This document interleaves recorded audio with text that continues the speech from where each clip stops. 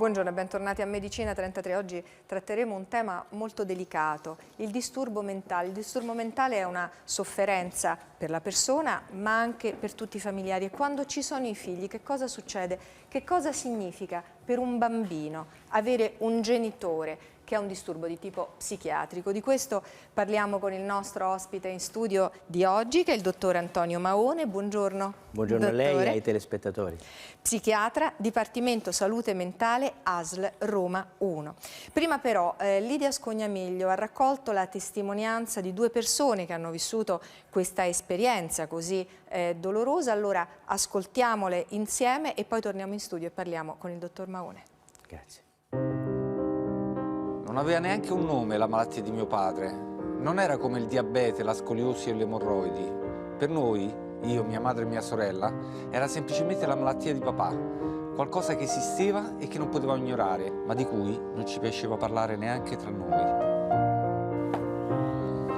Il padre di Carlo ha un disturbo mentale, una depressione bipolare schizoaffettiva. Quando ha avuto la prima crisi, Carlo aveva appena 3 anni. Difficile spiegare ad un bambino una malattia che non ha segni nel corpo, una malattia che molti, ancora oggi, continuano a nascondere, quasi fosse una vergogna.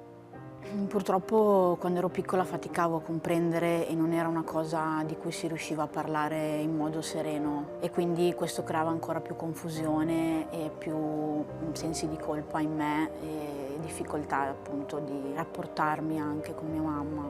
Un bambino arriva a sentirsi addirittura in colpa per la malattia del proprio genitore? Assolutamente, c'è un vissuto di colpa continuo, costante, un dolore dentro che non ti fa vivere sereno.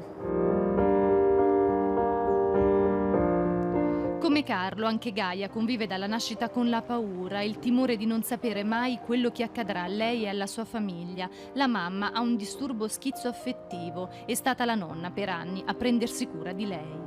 C'erano dei contesti molto violenti a casa, quindi purtroppo ci sono stati dei momenti dove sì, la paura era il sentimento predominante. La paura del malato, di qualcosa che sente dentro di sé ma non riesce a decifrare, e la paura di chi sta intorno che si ritrova in una situazione di fondamentale impotenza. Era molto difficile gestire emotivamente qualcosa di così grande.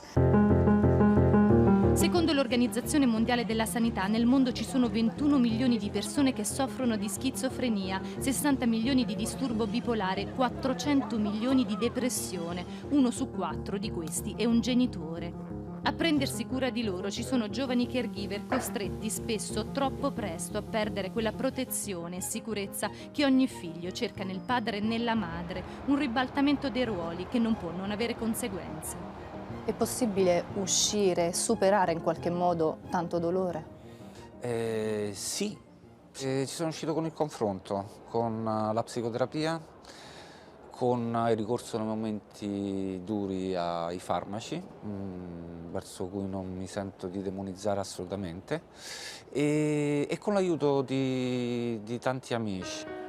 Un percorso lungo di crescita e consapevolezza che l'ha portato a scrivere un romanzo, La trappola del fuorigioco. In queste pagine il dolore, la paura e le emozioni di un bambino che attraverso la metafora del calcio racconta la sua vita, una realtà in cui tanti altri figli come lui possano riconoscersi.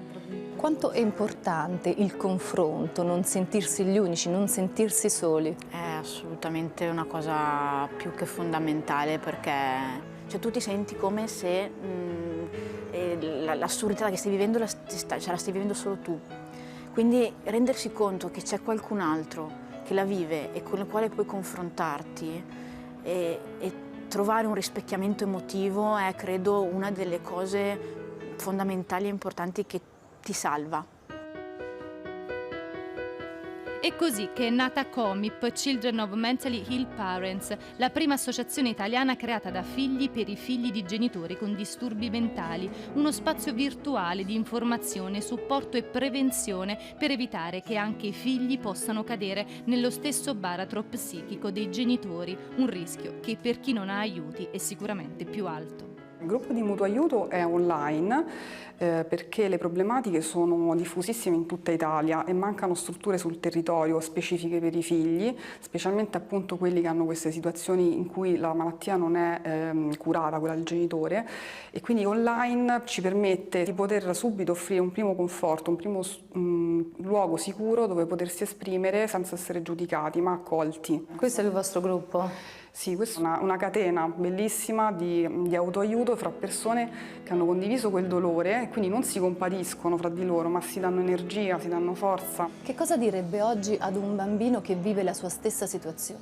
Di non sentirsi in colpa, non è colpa sua se suo papà o sua mamma fanno cose strane. Non sei solo, c'è chi può prenderti per mano, ci siamo.